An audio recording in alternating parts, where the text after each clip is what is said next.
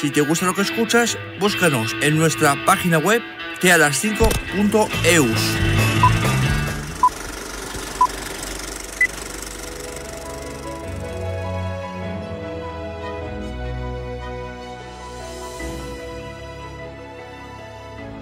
Bueno, pues buenos días a todos. Aquí estamos hoy en el TEA a las 5 por cuarto programa. Y bueno, yo soy Dari, ya me conocéis algunos y espero que me sigáis viendo más tiempo por aquí. Y con nosotros hoy tenemos para hablar de ecología a Eneco, que trabaja en la ONG Justicia Alimentaria, y tenemos a Manuel, que trabaja en ASTI. Y bueno, para empezar un poquito, me gustaría, si queréis presentaros un poquito vosotros, es decir algo sobre vosotros. Por ejemplo, Eneco, ¿qué nos puedes contar?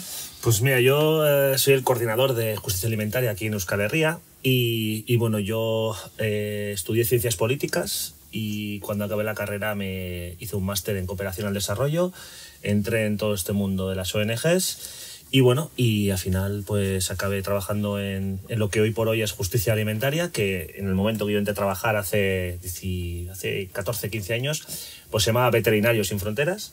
Éramos, era cuando aquello el nombre se puso porque era el Movimiento Sin Fronteras, ¿no? Entonces muchas ONGs se llamaban Sin Fronteras y en aquel momento pues la Facultad de Veterinaria de Barcelona se crea esta organización. Y bueno, de lo que es el desarrollo de esta organización de los últimos casi 30 años, pues hace que vayamos transformando un poco nuestras formas de trabajo, nuestros objetivos, y hoy por hoy nos llamamos Bidezko Elikadura o Justicia Alimentaria. Y Manuel, ¿qué nos puedes contar de ti de la empresa, y de la empresa en la que trabajas? Yo trabajo desde hace 20 años en ASTI. ASTI somos una fundación privada sin ánimo de lucro que nos dedicamos a la investigación marina y alimentaria. Y mi formación es ingeniero de caminos. Yo estudié en la Politécnica de Cataluña. Me especialicé en obras hidráulicas, ingeniería energética y en ingeniería portuaria y oceanográfica. Y tuve la oportunidad de venir a trabajar al País Vasco en ASTI, en un centro de investigación oceanográfico, y pues llevo 20 años. Mis orígenes en aquel momento, cuando estaba estudiando, pues estaba muy de moda los modelos numéricos, la predicción numérica. Hice mi tesina de final de carrera en un modelo de propagación de mareas. Y luego, bueno, pues he participado en campañas oceanográficas y ahora en ASTI me dedico sobre todo a la parte de sistemas de observación y datos, monitorización del medio ambiente marino, temperatura, olas, mareas, etc. Bueno, como habéis podido comprobar, nuestros dos invitados tienen en común, es decir, a pesar de que trabajan y que tienen una formación muy distinta, tienen en común el tema que nos trae aquí, es decir, que es la ecología. Es decir, y claro, cuando hablamos de ecología, podemos meternos en muchos tipos de conversación, digamos. Pero empezando por el principio, que valga la redundancia, ¿qué es hoy en día? ¿Cuál es nuestra situación? Es decir, ¿en qué punto podríamos decir que estamos hoy con respecto a cómo estábamos hace años? O es decir, si vamos bien, vamos hacia algo bueno, si vamos hacia algo malo, ¿qué opináis? Bueno, yo tengo una perspectiva muy crítica, ¿no? Y soy bastante crítico con los actuales modelos de desarrollo que tenemos, ¿no? Por supuesto, en todo esto hay partes buenas, ¿no? Que también hacen que todo este caos al que va la sociedad se prolongue, ¿no? O se trae un poco de freno. Sí que creo que el mundo en el que vivimos ha entrado ya en una tendencia, creo, no voy a decir caótica, ¿no? Pero sí que es verdad que hoy por hoy los recursos naturales están siendo usurpados, en donde ya han sido ya totalmente expoliados. Ahora sobre todo los países enriquecidos, ¿no? Pues están yendo a otros lugares a expoliar esos recursos. El cuidado del medio ambiente yo creo que es una cosa totalmente secundaria. Hoy por hoy no es una prioridad para gran parte del planeta. Y yo siempre pienso que el planeta es como, poniendo un caso cercano, ¿vale?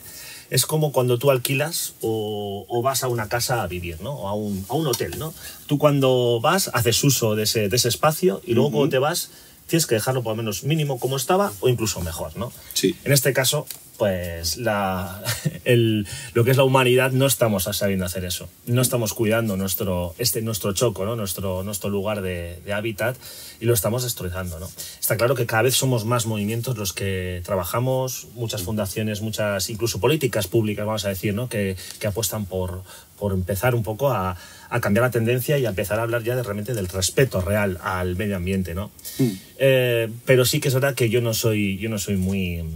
No tengo una perspectiva muy positiva de lo que hacemos los humanos con nuestro planeta. Al final en vuestro día a día de trabajo tenéis que comprobarlo, es decir, tenéis que estar viendo que realmente hoy no es que la ecología o el cuidado de nuestro hábitat no es la prioridad dentro de casi ningún estamento de la sociedad, ¿no? Es decir, lo tenéis que notar. Tú ya lo acabas de decir hablando de cómo se cuida o no se cuida el medio ambiente, y tú también, Manuel, lo tendrás que ver, sobre todo en los datos que recogéis, ¿no? De decir, de aumento de temperaturas, etcétera, ¿no?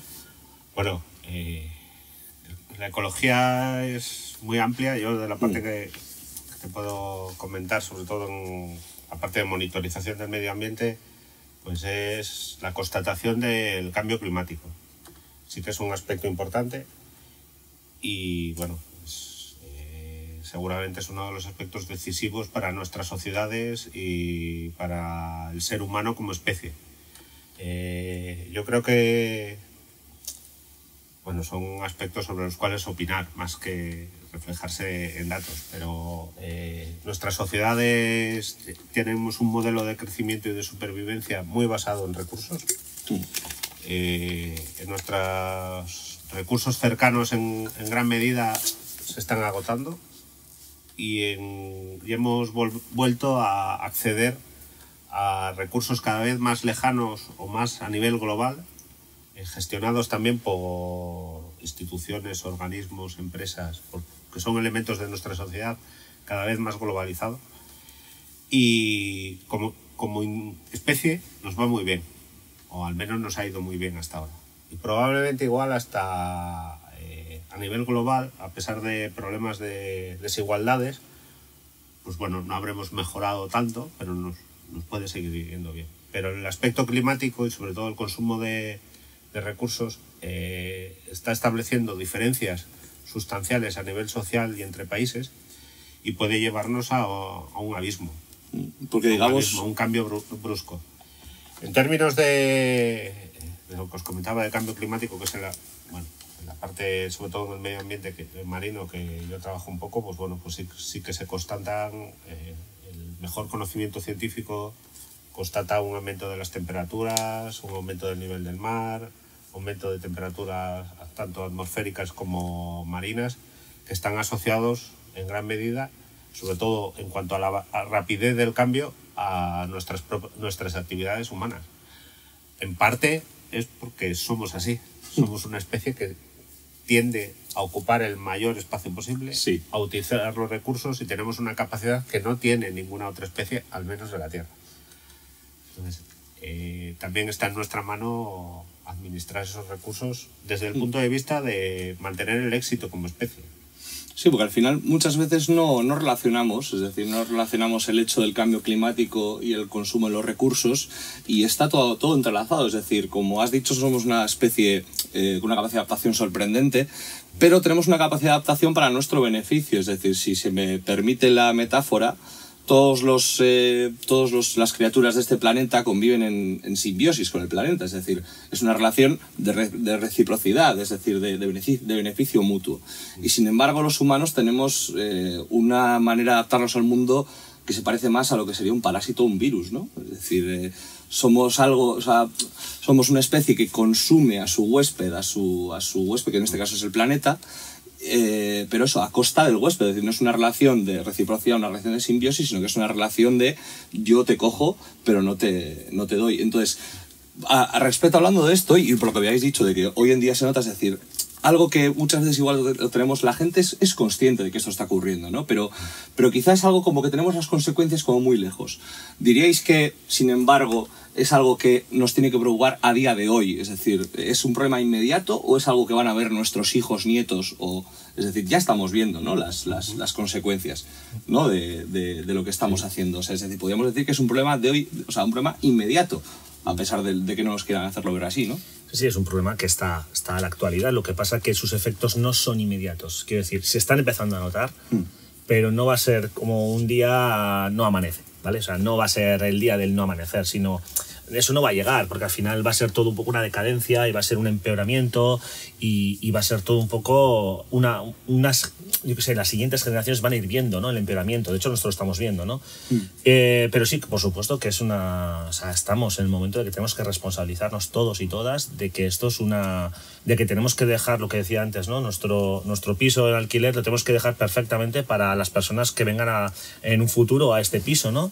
Entonces, yo creo que es una responsabilidad de todos y todas de que en el tiempo que estemos en este planeta que tomemos medidas y que seamos conscientes de que tenemos que cuidarlo para nuestras hijas, para nuestras nietas y para las nietas de nuestras nietas, porque es una obligación, o sea, es una obligación de que tenemos que cuidarlo. Sí que es verdad que hoy por hoy ya hay indicios de que está pasando cosas graves, ¿no? Y al final, bueno, pues el cambio climático, como decía Manuel, es evidente, ¿no? O sea, al final, esto hay que ver el verano que estamos teniendo, ¿no? O sea, sí, al final son cosas curiosas, pero que al final es todo, ¿no? Al final... O que el otro día hace poco he leído, ¿no?, de que se están dando temperaturas en el norte de Europa que jamás se han llegado a tener, ¿no? O sea, un pueblo de no sé qué país que ha llegado a 36 grados el otro día y que dicen que jamás en la vida había pasado de 30 grados en su vida. O sea, desde que se cuantifica y desde que de que se tienen los datos, joder, pues es algo que dices, oye, pues algo está pasando, ¿no? Entonces, no está claro que tenemos que ser todos responsables y todas para que esto... Sobre todo, una de las cosas muy importantes que decía es el enfriamiento del planeta. Eso es. Tenemos que trabajar para eso. Sí, porque al hilo de lo que decías tú, al final, unas mayores pruebas al final, no es que digas, por ejemplo, el ejemplo que has puesto tú, el del pueblo de los 30 grados, al final una temperatura un aumento, de 1 grado de la temperatura media del año, crea estas cosas, ¿no? Es decir, para que haya un aumento de 1 grado, por ejemplo, la temperatura anual, lo que tiene que ocurrir es que haya días con picos en los que se suban de 10 grados para arriba, ¿no? Es decir... Socialmente, las diferencias con respecto a nuestra historia, a otras sociedades humanas anteriores, es que ahora no tenemos la excusa del desconocimiento o la ignorancia. Y, o sea, la capacidad que siempre hemos demostrado de afrontar retos que nos ha llevado hasta aquí como especie, pues en gran medida era pues un poco valor, adelante, siempre adelante. Sí. Y ahora probablemente el siempre adelante con ese mismo sentido no sea el mejor camino. El conocimiento, la precaución, la prudencia indica en muchos casos que tenemos que hacer un replanteamiento de nuestro modo social y también individual, por supuesto. Entonces, la capacidad que tenemos de influir en el medio, en muchas cosas ahora se está notando en la capacidad que tenemos de observarlo, de monitorizarlo, de invertir dinero en comprenderlo y en evaluar prudentemente el efecto que pueden tener las medidas que nosotros tomemos.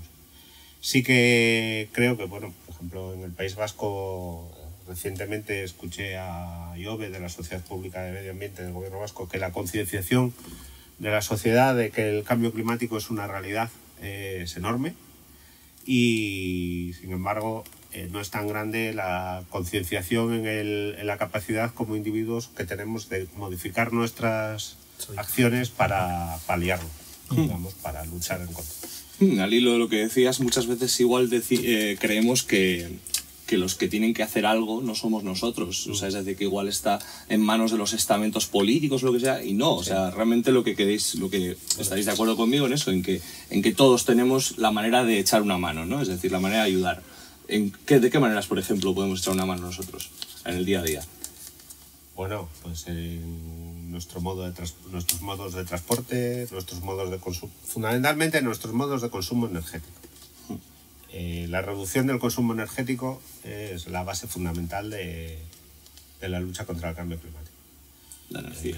La energía y la energía en muchos casos es también el transporte, los sistemas de producción, sistemas de reciclaje, Bueno, pero en general, todas aquellas acciones que podamos tomar para consumir de una manera que la energía necesaria sea inferior, revierten en que, digamos, la rapidez del cambio climático pueda ser controlada. Luego, a nivel social, estatal, administraciones, empresas, tenemos que plantearnos que tendremos que hacer algunas renuncias para mitigar y para adaptarnos al cambio climático. Es decir, que no es tanto digamos, cómo lo hacemos, sino la demanda que tenemos de esa energía, ese consumo, ¿no? Es decir, que necesitamos energía. Hoy en día somos incapaces de vivir sin electricidad, es decir, incapaces de todo punto. Si ahora mismo nos apagan las luces y nos ponen a oscuras, se nos acaba todo. Entonces, a lo que iba yo es a eso, es decir... Dani, un segundo. Esas preguntas las tenemos grabadas, sí, por tus compañeros, ¿vale? Entonces, intenta no hacerlas, sino responderlas. Ah, vale. Ahora al revés, era como más para marcaros. Si la lees a ellos, evidentemente, luego se van a oír por detrás. Las han grabado ellos, ¿vale? Si quieres la lees la pregunta y a partir de ahí la respondéis, ¿vale? Sí, vale. Yo iba, mira, precisamente iba por la pregunta 4, decía, cuando hacíamos lo del consumo, lo que hablábamos, lo que tocaba era decir, si el problema, aparte de estar en que tenemos una demanda tan grande y no llegamos, con lo cual, ¿por qué? Es decir, ¿por qué no intentamos buscar la energía por otros medios? Es decir, tenemos aquí a una estrella que nos da energía todos los días y sin embargo no la aprovechamos. ¿Por qué? Pues porque, por ejemplo, nosotros si queremos poner unas placas solares en casa, las placas solares tenemos que pagar un impuesto. Es decir, ¿eso por qué? ¿Eso de dónde viene? ¿Por qué? Es decir, ¿por qué nos estamos restringiendo a nosotros mismos? Bueno, yo creo que eso al final es una regulación o una legislación, ¿no? Al final, y la legislación no surge por efecto natural, sino que al final todo tiene una causa, una razón, y está claro de que en este país y en este mundo quizás las empresas energéticas son un grandísimo lobby a la hora de hacer legislación. Y en este caso se veía de que en el Estado español, pues bueno, la energía solar y esta energía, ¿no? Pues que se autogestionaba, pues para ellos hacía falta un poco regularlo, ¿no? Entonces, está claro, yo en mi opinión creo que las empresas energéticas han hecho su parte de lobby para que la legislación tome esas medidas, ¿no? Entonces, esto es un poco como ha pasado con muchas partes, ¿no? Pues por ejemplo, pasó con el tabaco, o pasó con otros lobbies empresariales muy, muy fuertes que muchas veces el político o la política está en el poder, pero realmente el poder está en otros poderes, que es el poder fáctico, que es en este caso las empresas, ¿no? Entonces, yo considero que hay mucha legislación que se basa en las demandas de las propias grandes empresas. Y en este caso, creo que es un ejemplo muy, muy claro, ¿no? Que en cuanto vieron que podía llegar a ser un problema, ¿no? Este modo alternativo, ¿no? de energía solar, pues bueno, rápidamente lo quisieron capar, ¿no?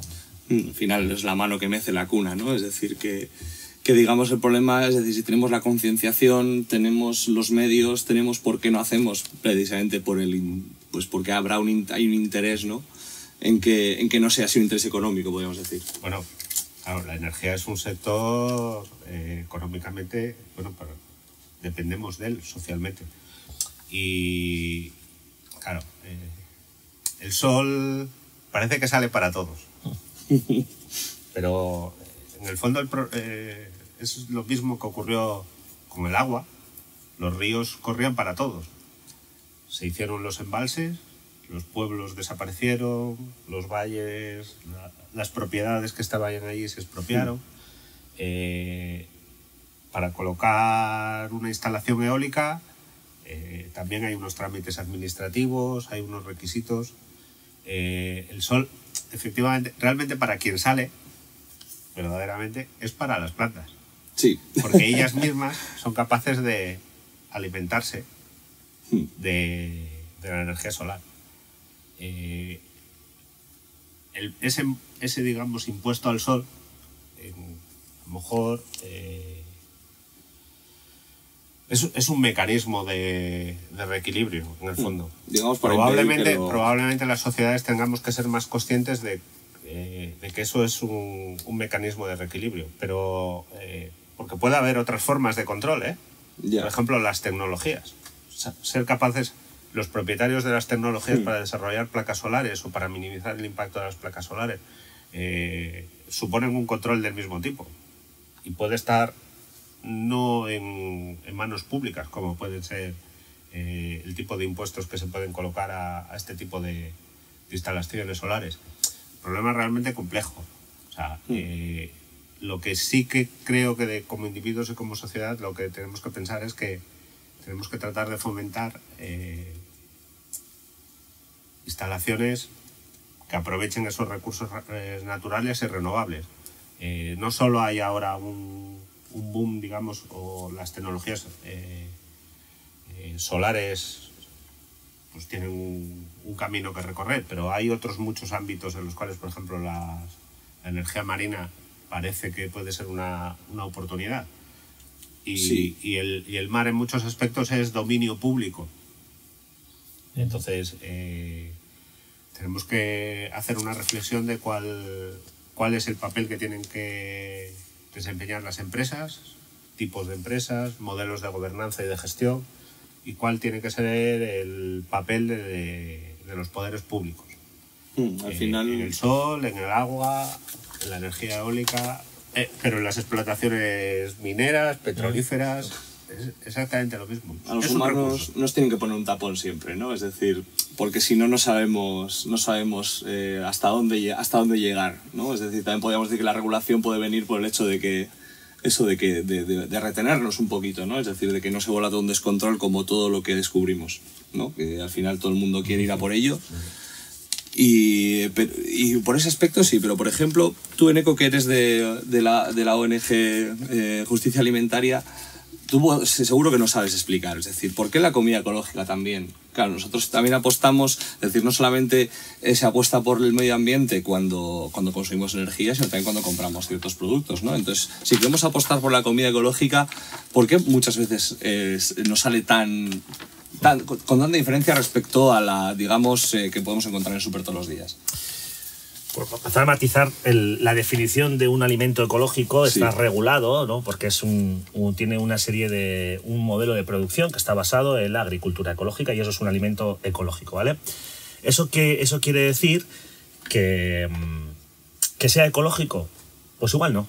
Y me explico el porqué. Digo, su modelo de producción es ecológico, pero si tú, por ejemplo, produces una manzana ecológica en Argentina y la consumes en Baracaldo, ese producto yo no lo acabo considerando ecológico porque ha viajado miles de kilómetros para, para consumirse, ¿no? Entonces, por eso mismo, dentro del mundo de los alimentos ecológicos hay muchos falsos mitos y hay que hacer muchos matices.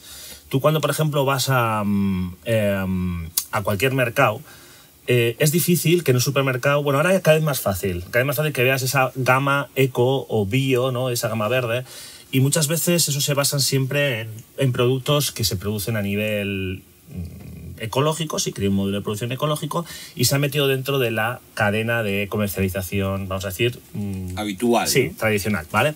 Todo eso es una moda, ¿vale? El producto ecológico al final se ha convertido en una moda y sí que es verdad que hay momentos que parece que es una moda elitista. ¿Por qué? Porque siempre entre la persona que produce el alimento, vamos a hablar de cercanía, yo te voy a hablar de producto ecológico y siempre de cercanía. Si la persona produce un producto a nivel con un modelo ecológico y se vende, normalmente suele haber 2 o 3 intermediarios. Entonces esos intermediarios al final hinchan mucho el precio. Y es más, como se ha vuelto se incluye dentro de una moda elitista, pues el precio se incrementa, ¿vale? Entonces, yo creo que tenemos que empezar a quitar falsos mitos sobre la alimentación ecológica elitista. O sea, sí que es verdad que hoy, tal cual existe, la afirmación es sí, es más caro. Pero yo también quiero matizar en el sentido de que si tú, por ejemplo, vas donde un Baserritarra y evitas todos los intermediarios y le compras el tomate al Baserritarra, ese tomate no va a ser más caro siendo ecológico, ¿vale? Los canales de comercialización habituales al final se basan en intermediarios y siempre hay como 3, 4 intermediarios desde el productor o productora hasta el consumidor. Si empezamos a evitar y a reducir esos intermediarios, si existen otros modelos de comercialización más cercanos, de que si se produce una patata en la Llanada Alavesa, se consuma en Vitoria, se consuma en Bilbao, se consuma en Gasteiz y no se tenga que consumir en París. O en Estonia, eso es, sí. Entonces, a lo que voy es que eso es un ahorro energético, eso es un modelo que enfría el planeta, eso es un modelo que es ecológico y es más, o sea, es un modelo que socialmente es justo. ¿Por qué? Porque el productor o la productora va a recibir un precio digno. No va a tener que entrar dentro de esas cadenas de comercialización que le imponen un precio para que luego ellos lo cojan, lo saquen y lo lleven y lo vendan donde quieran, al precio que quieran. Entonces, yo sí que me gustaría aprovechar también la ocasión que me dais para llegar a vender un mensaje de que la alimentación tiene que empezar también el consumo alimentario. Antes hablábamos de los hábitos de consumo energético. La alimentación también tiene mucho que ver con esto. ¿Por qué?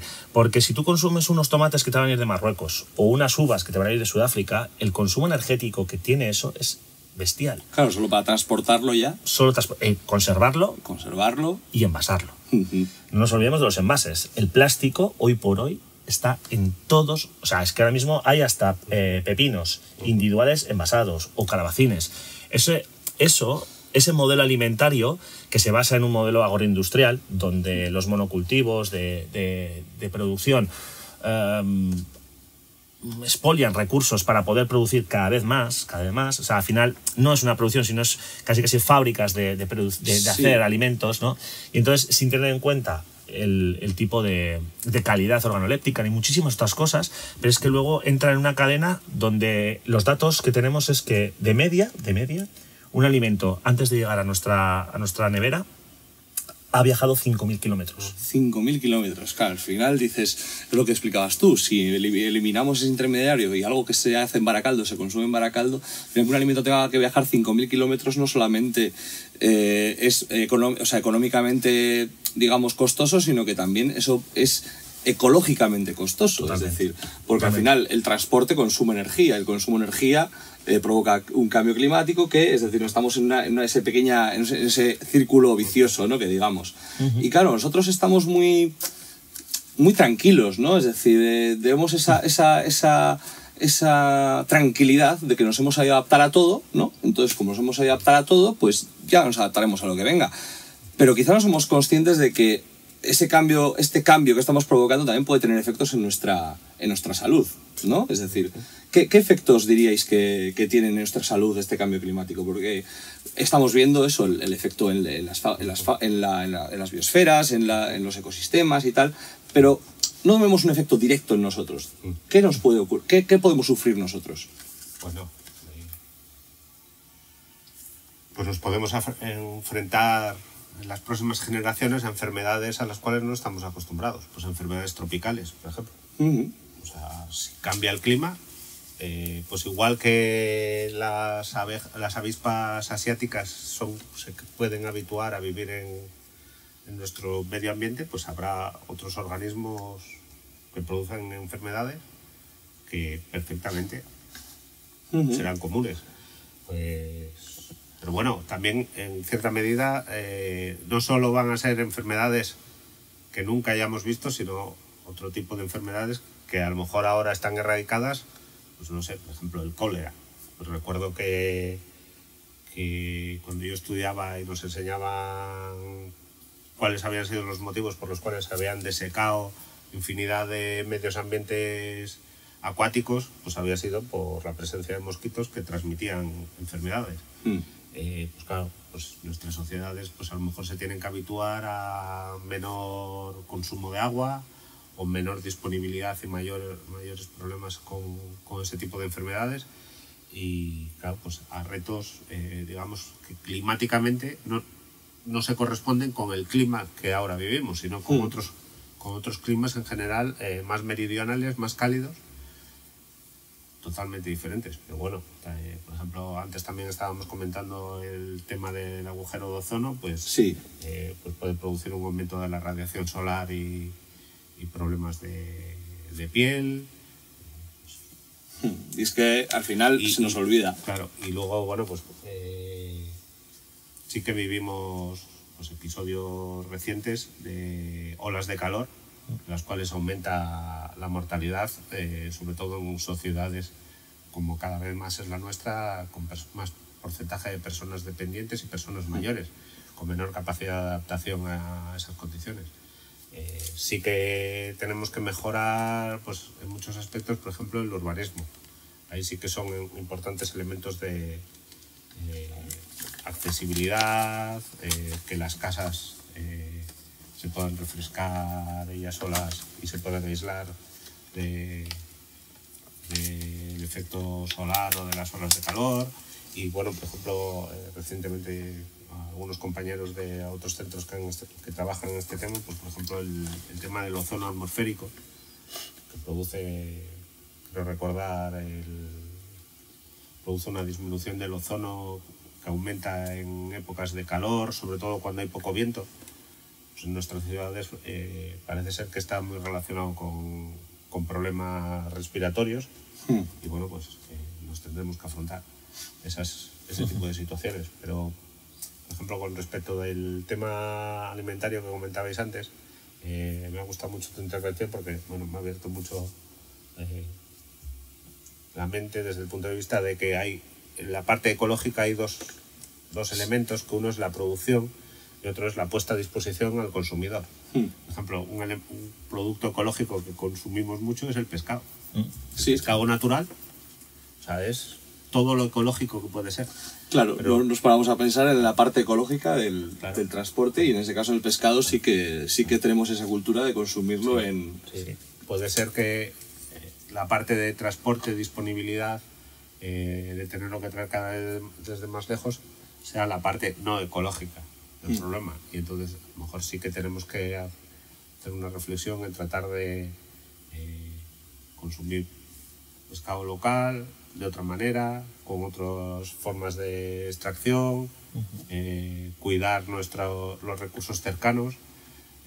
Realmente es cuidar la naturaleza, esa disponibilidad de espacios y de recursos que nos ofrece de forma gratuita. Y esto lo también con lógica, ¿no? O sea, una anécdota con el pescado ha sido de que hace poco, hablando con una persona que está en el mundo de la pesca, decía que hay pescados que entran en el puerto de Bermeo, viajan a Madrid y luego se lo consumen en Bilbao. Entonces, esa ilógica, ¿no? De lo que decíamos, ¿no? Esa ilógica de que tiene que hacer X kilómetros para llegar a un... Es que al final es un sistema de comercialización, ¿no? Que en vez de que ese bonito o lo que haya sido se quede en Bermeo y se transporte directamente a Bilbao, no, va a Madrid y luego en Madrid llega... Bueno, es un poco todo lo que es el... Esto es un ejemplo normal de lo que pasa con la alimentación, que es un poco de que es lo que más yo puedo llegar a controlar, pero es que pasa con muchísimas cosas. O sea, hay un alimento que se produce en un sitio, se transforma en otro, se envasa en otro país y se consume en otro continente.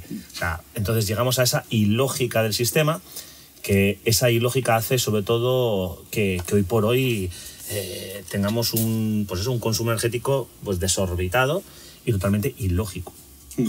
Y es que al final nos olvidamos muchas veces de que estamos, estamos muy demasiado bien habituados a que todo lo tengamos a la mano, pero no sé si me equivoco en lo que voy a decir, pero no es posible también que muchas de las veces, o sea, que en muchos casos la demanda de los productos que nosotros tenemos hacen que vengan de otros lados. Es decir, por ejemplo, en Galicia para hacer pulpo a la gallega no tienen suficiente pulpo como y al final se acaba trayendo de otros países como Mauritania y así, Marruecos, o Marruecos. Es decir, al final en eso también está nuestra cultura, es decir, nuestra cultura del consumo. O sea, ¿creéis que es la parte más importante? Es decir, que la parte más importante es que nuestra cabeza cambie y pase a otro punto, es decir, a otro tipo de día a día, ¿no? Es decir, de entrar, consumir, tirar, ¿no? Al final nos encanta quitar un poco esa cultura del envasado individual, ¿no? Sí, yo totalmente de acuerdo. O sea, creo que al final mucha y gran responsabilidad está en cada persona. También las administraciones, que pueden hacer otro tipo de políticas que pueden favorecer más medidas sociales y medidas medioambientales. Y es verdad que, bueno, que con el cambio que ha habido en marzo, ¿no?, de una nueva ley de contratación pública que se ha dado a nivel estatal, todo eso sigue unas directrices que hoy por hoy en las nuevas contrataciones públicas que se hagan, cuando la administración compra alimentos o compra ordenadores o adquiere un contrato energético, va a tener que tener unas cláusulas sociales y medioambientales, ¿vale?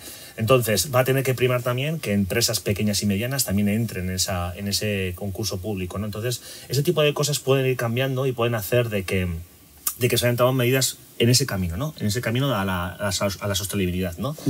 Y también pienso que a nivel individual tenemos un reto que es desaprender. Desaprender. Sí. Hemos aprendido bien, mucho, rápido, pero tenemos que desaprender. Desaprender es el hecho de que muchos de los hábitos que tenemos que empezar. O sea, el hecho de que tú vayas a un mercado, un supermercado, tengas 4 tomates envasados en plástico todo ese tipo de formatos se están poniendo de moda de tal manera de que ahora mismo, antes lo decía, que hasta un pepino individual o un calabacín individual está envasado en plástico. Es un proceso que la gente ha aprendido a consumir de esa manera y tenemos que empezar a desaprender.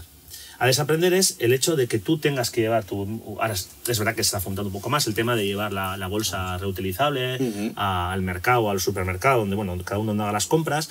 Ese tipo de medidas de la compra a granel, de que no se utilice tanto plástico, de que la gente se interese por la procedencia del pescado, por la procedencia de la carne, que la gente empiece sobre todo que se mejore un poco el tema de etiquetado, que tú al final coges un producto, empiezas a ver un poco el etiquetado y bueno, pues al final te pone producto de Navarra en todos los lados, pero luego te pone abajo en chiquitín originario de China. Eso es. Hay que ser un poco, bueno, pues todo ese tipo de cosas que hemos aprendido a hacerlas, hay que desaprenderlas, ¿no? Si yo pongo producto de Navarra, eso tiene que ser un producto de Navarra. No me pongas luego que es originario de China, porque eso al final no estás engañando, pero lo pones en muy chiquitín. Ese es el proceso que digo yo que tenemos que tirar patas, desaprender. Dinos, Carlos. Estamos en horas, ¿eh? O sea, sí. Sí, ya lleváis un rato. Vale. Bueno, ¿Cómo faltará vais? poco, ¿no? Pues ya falta la 1, ¿no? La que acabo de decir yo es la 7. Las 2 últimas. No. Vale. Bueno. No. Las 2 últimas, ¿no? Las 2 últimas, vale. Una cosa que ¿Las tienes tú también ahí? Sí. ¡Anda! Una cosa que yo comento, a ver si yo no me quedo con ello, ¿no? Por ejemplo, me gusta, creo que no lo has hecho, Manuel. Una información de cómo está la situación de nuestros mares, por ejemplo, ahora. O mira, sí. ¿Qué cambio ha habido en los últimos años? Lo que tú dominas, quiero decir. Quizás, como no se ha hecho al inicio, quizás se puede hacer como despedida, ¿no? Como decir, bueno, y para que tengamos conciencia de todo esto, ¿cómo ha quedado? ¿O cómo está? ¿Cómo...? Vale. A partir de ahí dais vuestro último esto y... ¿Vale? Sí, lo puedo hilar, ya sé por dónde... Yo creo que ya sé por dónde meterle. Puedo empezar por por lo de decirlo de la zona de Recitos de Oro y ya entramos ahí. Bueno, ¿no? lo que sabemos lo que... Por eso, ya habéis cumplido el horario que esto, o sea... Vale. No previamos, ¿eh? Sí, pues vamos a hacer eso. Quiero decir, me interesaría saber eso también, ¿no? La situación de cómo están los datos que pues le damos a la última pregunta, que es lo de sobre los medios de comunicación, y como despedida hacemos lo de los mares, y ya metemos ahí, ¿no? Venga. Y acabo yo diciendo lo del trastorno de espectro climático. Vale. Bien, pues claro, nosotros, es decir, es verdad que dentro de la sociedad, pues digamos en las tertulias o en nuestra casa o con nuestra gente sí que tenemos este tema como importante o como interesante, ¿no? Pero la gran pregunta es, los medios de comunicación, que al final son los que sin querer nos dicen en lo que pensar y a lo que atender, ¿los medios de comunicación le dedican la suficiente importancia a este tema? Porque nosotros vemos el telediario todos los días y vemos que hablan de muchas, cuando hablan de catástrofes y hablan de asesinatos o de casos de corrupción o lo que sea, pero no está, es decir, el cambio climático no parece que esté tan presente, ¿no? ¿Qué opináis? A ver, es un tema más sociológico, no es realmente mi ámbito. Los medios de comunicación son un elemento fundamental en la sociedad, en generar opinión y y en transmitirla también a todos los estamentos sociales, políticos, administrativos, etc. Pero yo creo que ahí ocurre como con el conocimiento. Creo que nos tenemos que dar cuenta de la responsabilidad individual que tenemos. Las informaciones, las noticias, son diferentes que la información. Las noticias son cosas que ocurren, eventos. Tenemos que saber tener una cultura científica en la cual los resultados, los eventos, las cosas que pasan, las sepamos interpretar en la clave de nuestro esquema de comprensión del mundo y de la naturaleza. Entonces, ahí puede haber noticias. Tenemos que ser científicamente responsables. Puede haber eventos, situaciones que vayan a favor de lo que pensamos, o sea, que justifiquen nuestra forma de pensar. Pero también tenemos que ser críticos y reconocer que puede haber cosas que ocurran, que pueden ser verdad, y que nos obliguen a modificar nuestra forma de ver el mundo y de ver lo que pensamos que nosotros hacemos, cómo podemos contribuir. Y ahí los medios de comunicación creo que sí que tienen que esforzarse en objetivizar esas informaciones, separar la parte de opinión de la parte de objetiva, realidad, ¿no? De lo que ha ocurrido, y fomentar que las personas nos formemos nuestra propia opinión, no solo escuchando a los medios de comunicación, sino aprovechando una de las grandes ventajas que tenemos hoy en día, que es la disponibilidad a través de Internet, sí, de las mejores fuentes de información que tenemos. O sea, los organismos públicos, las agencias meteorológicas, de observación espacial, de observación del medio marino, etcétera, ponen una cantidad ingente de información y de conclusiones al público.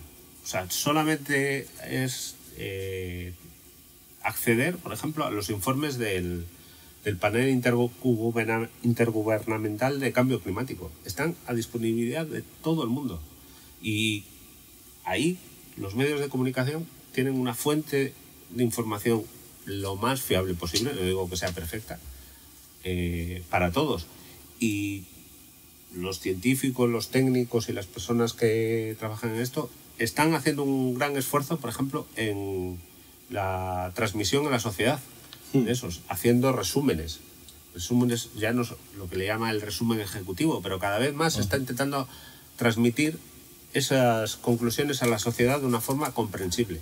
Nos falta mucho, por supuesto, y ahí sí que las administraciones tienen que fomentar una cultura científica que permita generar un ambiente de opinión informada, porque vuelve a ser un poco lo que os comentaba al principio, que el elemento diferenciador frente a otros cambios o otras crisis es fundamentalmente que ahora no podemos aducir ignorancia. No, eso es. Al final, igual es lo que decías tú, ¿no? Al final que nos quedamos con la noticia y no leemos debajo, ¿no? Es decir, nosotros quizá podemos ver en la televisión noticias de conflictos por los recursos y tal, y no lo relacionamos directamente con este cambio climático, pero sí que está por debajo. Es decir, lo que tenemos que hacer es un poco quizás mirar en el origen, ¿no? En el origen, el porqué de las cosas, y quizás no sea la noticia el cambio climático, pero sí sea el porqué de muchas noticias, ¿no? Sí. Nosotros, como organización social, pues muchas veces nosotros pretendemos, nosotros en nuestra organización identificamos un problema alimentario, lo investigamos y luego lo socializamos, ¿vale? Entonces eso es un poco nuestra forma de funcionar, y a la hora de socializar también planteamos alternativas, ¿no? Y muchas de ellas se basan, lógicamente, por el objetivo por el que trabaja nuestra organización, que es la soberanía alimentaria, ¿no? Y la capacidad, ¿no? de que podamos ser, los pueblos tengan la capacidad de decidir sus modelos y sus sistemas alimentarios, y que exista una alimentación sana, cercana, justa. Eso es nuestro objetivo. Entonces, para llegar a la masa de la opinión pública, muchas veces tenemos que ir a los medios de comunicación. Claro. O sea, los movimientos sociales, al final tenemos que basarnos en un altavoz que muchas veces son los medios. ¿Y qué pasa? Que tú eliges el tema y está claro que el tema tiene que ser un tema que tenga arraigo social, o que tenga por lo menos interés. ¿Qué pasa? Que hoy por hoy muchos medios de comunicación están haciendo grandes investigaciones, equipos de investigación, programas de estos un poco amarillos con el tema alimentario. Sí que es verdad que hoy por hoy eso ha tenido un efecto. Nosotros discutimos mucho si es positivo o es negativo. En parte positivo porque la sociedad ha empezado a concienciarse de que realmente el modelo alimentario actual no es del todo justo ni es sano. Entonces hay que empezar a cambiar y hay que empezar a fijarse más en otras cosas. Y por otra parte pensamos que también que es negativo porque a veces los mensajes se tergiversan y se pasa ya a un modo más amarillento de la problemática y se hace un poco show, ¿no?, de todo eso. Entonces, eso es la parte negativa que vemos. Pero en nuestra organización sí que es verdad que cuando hemos identificado unos problemas, los hemos analizado, los hemos especializado, los medios han dado eco a ello. Y luego, bueno, pues hay veces que dices, joder, pues muchas veces, no voy a decir éxitos de la campaña, porque no voy a hablar de éxitos, pero sí repercusión en mucha gente se debe a que ha salido en un medio de comunicación donde lo ha oído cientos de personas, esas cientos de personas han vuelto a contactar con nuestra organización y se ha creado luego una red de actividad, de acción pues un poco para mover ese tema. Y como brevemente el tema de los comedores escolares en nuestras escuelas públicas del País Vasco ha sido un tema que mediáticamente nosotros como los movimientos sociales llevamos muchísimo tiempo pidiendo un cambio en el modelo. ¿Y qué pasa? Que mediáticamente sale en el 2016 el escándalo de que 7 empresas de catering han pactado precios durante 16 años. Los medios de comunicación hacen gran eco y han sido los medios de comunicación los que realmente casi no han hecho una campaña, porque no voy a hacer una campaña, pero sí han dado mucha voz a todos los movimientos que hemos estado demandando otro modelo. Entonces ha sido un efecto donde muchísimas familias han oído hablar de que los comedores escolares, esto, lo otro, han empezado a investigar, han empezado a enterarse cómo come su hija, cómo come su hijo, y se han dado cuenta de que realmente hace falta una gran mejora en los comedores. Insisto, no ha sido un éxito ni agradecer a los medios de comunicación, pero sí han hecho un eco de una reivindicación social que se iba mucho tiempo haciendo. Y por lo cual lo que decía Manolo, que es que son parte de la sociedad, para lo bueno y para lo malo. Al final, es decir, nos hace falta que nos den con el titular en la cara, ¿no? Exacto. Y que nos hagan para que nos movamos, ¿no? Para reaccionar, porque si no, hasta que no nos plantan no sé cómo decirlo, el titular con grandes exclamaciones, no nos movemos, ¿no? Y siempre había estado ahí, es decir, 16 años habían estado pactándolo, sí. Y sin embargo, hasta el momento en el que sale, nadie se había preocupado del tema, ¿no? Tú lo has dicho. Es decir, parecía como que no existía. Y es verdad que igual también decimos, los medios nos tienen que ayudar, pero también es verdad que los medios muchas veces nos dan lo que queremos, ¿no? Es decir, si un medio promociona algo que no tiene arraigo, o sea, igual es un círculo vicioso, es decir, no lo va a sacar porque no va a tener arraigo y si lo saca no lo va a tener, es decir, entonces igual está bien culpado un poco culpa nuestra, ¿no? Es decir, y de hecho, hablando de eso, bueno, quería ya lo de los mares, sí. Hablando de lo de nosotros podríamos empezar por decir que eso, o sea, no lo habíamos dicho, es decir, no somos quizás conscientes de que tenemos la suerte de vivir en una zona perfecta para que sea la vida. Es decir, nosotros estamos aquí porque no tenemos ni demasiado calor ni demasiado frío, porque contamos con agua líquida, porque contamos con la protección atmosférica y de campos electromagnéticos a la radiación externa, ¿no? Es decir, tenemos unas condiciones muy concretas para que nosotros podamos estar aquí. Y no nos damos cuenta de que estamos cambiando esas condiciones de manera que podrían llegar a ser insoportables para nosotros, ¿no? Es decir, por ejemplo, en el estado de los mares de hoy se tiene que ver, es decir, se tiene que notar el cambio, ¿no? Tanto en el estado como en la fauna, ¿no? Bueno, yo la parte que más conozco es sobre todo en los aspectos físicos. Pero claro, en la fauna, pues por ejemplo, sí que compañeros míos que se dedican a ello, pues sí que detectan la presencia cada vez más abundante de especies más propias de más al sur, pues porque nuestros mares se están calentando. Pero, por ejemplo, en el aspecto físico, una de las consecuencias de que nuestros mares se calientan es que el nivel medio del mar sube, porque el agua es, como la mayor parte de los elementos, cuando se calienta, aumenta de volumen. Y al aumentar de volumen, unos milímetros al año, pero el nivel medio del mar sube. Y eso nos afecta en nuestro día a día, en uno de los recursos que ahora parece que nuestra sociedad cada vez necesita más, que es el turismo. Y el turismo depende en gran medida en nuestro país de la playa, de la costa. Y la costa además es un atractivo. La mayor parte de la población, en casi todos los países, se concentra en la costa. Y es una tendencia cada vez más. El transporte, uno de los motores es el transporte marítimo. La disponibilidad y el acceso al mar, sobre todo para el transporte de mercancías en grandes volúmenes, necesita que la población y las actividades estén cerca del mar. Entonces sí que es uno de los... Y aparte del cambio de la temperatura también se notará, no sé si quizás yo lo que tengo entendido es que nuestro clima también se debe mucho a las corrientes oceánicas, ¿no? Por supuesto, tiene una influencia fundamental. También estamos viendo en ese aspecto afectaciones, ¿no? Seguramente. Se ven cambios, sí. Es difícil a veces discernir la parte natural de la parte que nosotros mismos propiciamos por el cambio climático. Pero por supuesto hay una interacción entre el océano y la atmósfera. El clima atmosférico está muy influenciado por el océano y sobre todo en nuestras latitudes. Lo que comentabas al principio de que vivimos en un planeta con las condiciones ideales para la vida, precisamente donde nosotros habitamos, en las latitudes medias, es donde el clima es más benigno. Sí. Más eso que a veces nos quejamos de que hace frío, hace calor, pues no, precisamente es el clima terrestre. El clima terrestre de las latitudes medias, donde nosotros habitamos, es la zona más exuberante de vida, ¿no?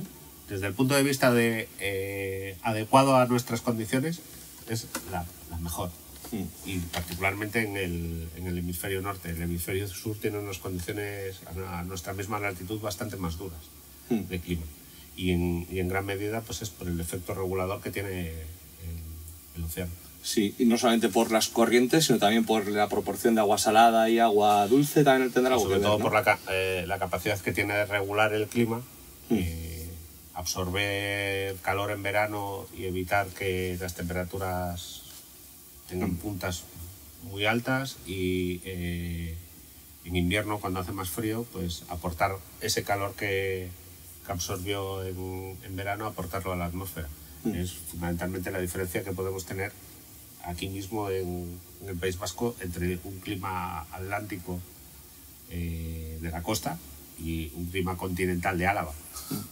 Y más en nuestra, eso sí, teniendo en cuenta más que en Euskadi contamos con este privilegiado clima y ambiente, es decir, que casi nuestro mayor patrimonio es el mar, ¿no? Es decir, es nuestro bello Golfo de Vizcaya, y que nos lo estemos cargando de alguna manera, porque al final sí, ya no solamente será que cambie la fauna, sino que el nivel del mar, como subirán, entonces las costas serán distintas, no encontraremos el mismo tipo de... Al final nos convertiremos en otra cosa distinta, ¿no? Y muchas veces, y eso es lo que aquí decíamos, digamos que en el caso de la ecología es difícil relacionarlo con el TEA, pero sí que cuando hablando del tema y preparando, sí que llegamos a una conclusión, y es que si las personas somos conscientes de lo que está ocurriendo, de lo que ha ocurrido, de lo que va a ocurrir, y sin embargo parece que no hacemos nada especial por cambiarlo, muchas veces decimos que, llegamos a una conclusión, decimos, tenemos quizá la humanidad un trastorno de espectro climático. Es decir, al final el TEA, el trastorno de espectro autista, una de las mayores características es la dificultad para comunicarse y para percibir la información del mundo. Entonces quizás parece que es como que el mundo nos quiere hablar, ¿no? y no nos enteramos. Entonces podemos decir que la sociedad tenemos ese pequeño trastorno de espectro climático y que tenemos que empezar a escuchar a nuestro planeta, ¿no? Pues muchas gracias a los dos, ha sido un placer. La verdad que me he encontrado muy a gusto hablando y con los datos y la información que me habéis dado, y eso, agradeceros que hayáis venido y pedir disculpas por todo lo que hayamos liado. No, es que ricasco zuei, ¿no? En serio, muchas gracias a ti y a vuestra asociación por darnos esta oportunidad, de que para nosotros es un lujo venir aquí y contaros todo lo que buenamente o malamente hacemos. Muchas gracias. Hasta la próxima. Bye.